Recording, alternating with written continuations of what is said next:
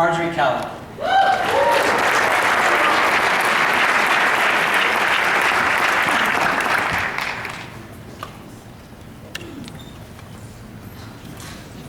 Well, good afternoon. Welcome back from lunch. And thanks to Jason for that great introduction. I want to start today with a question. And this was a question that I first heard asked. It was a number of years ago. I had gone to Schumacher College in southern England to teach a class. And on this particular day, a group of us, students and teachers, we'd gone on a field trip out to the forest. And we had gathered in an open space in the forest. There were a canopy of trees above. We were sitting on fallen logs. And we listened to a lecture by Stephen Harding, who's the resident ecologist there at Schumacher. And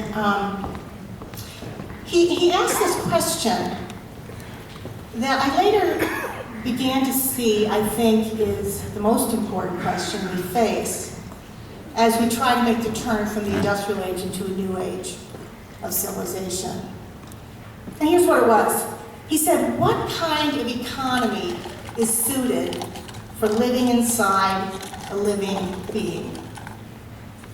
And he went on to say, he said, he himself didn't know the answer, but he hoped that we would discover it.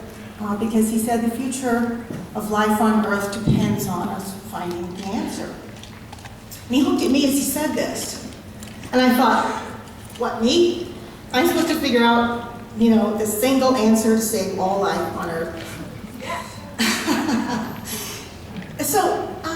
But the question stayed with me.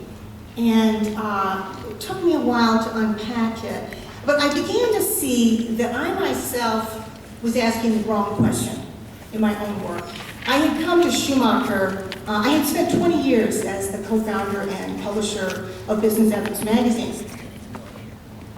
And I think like many of you, I'd come to see how the ownership architecture of corporations and capital markets had really become the operating system of the planet.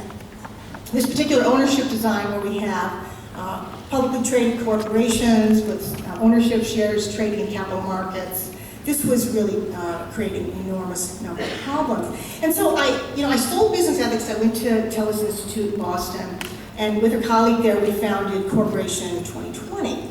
Now, we had a particular question that we were asking, which was, if the ownership and capital design of our economy today is the problem, how would you redesign it? How would you redesign corporations to integrate social and ecological aims as deeply as financial? We gathered hundreds of leaders from business and labor and finance and civil society, law.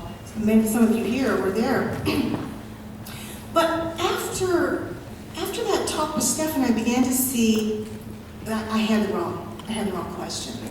That you don't start with corporations and ask how to redesign it.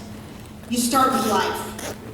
With human life, with the life of the planet, and you say, how do we create the conditions for life's flourishing? It's a very different kind of question. You start with, I think in the same way that the founding generation of America did. You start with truths we hold to be self-evident. And this is what Stephen did in that forest that day. He was quoting loosely from Aldo Leopold, and he said,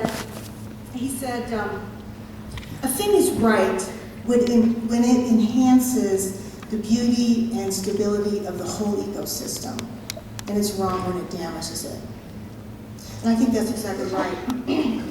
So what I've seen is I think we face a choice today between two kinds of economies. And I don't mean capitalism and socialism, that's a kind of a dusty 19th century categorization. We face a choice between an extractive economy, which is designed to extract maximum profits, and an economy that we might call a generative economy that's designed to create the conditions for life.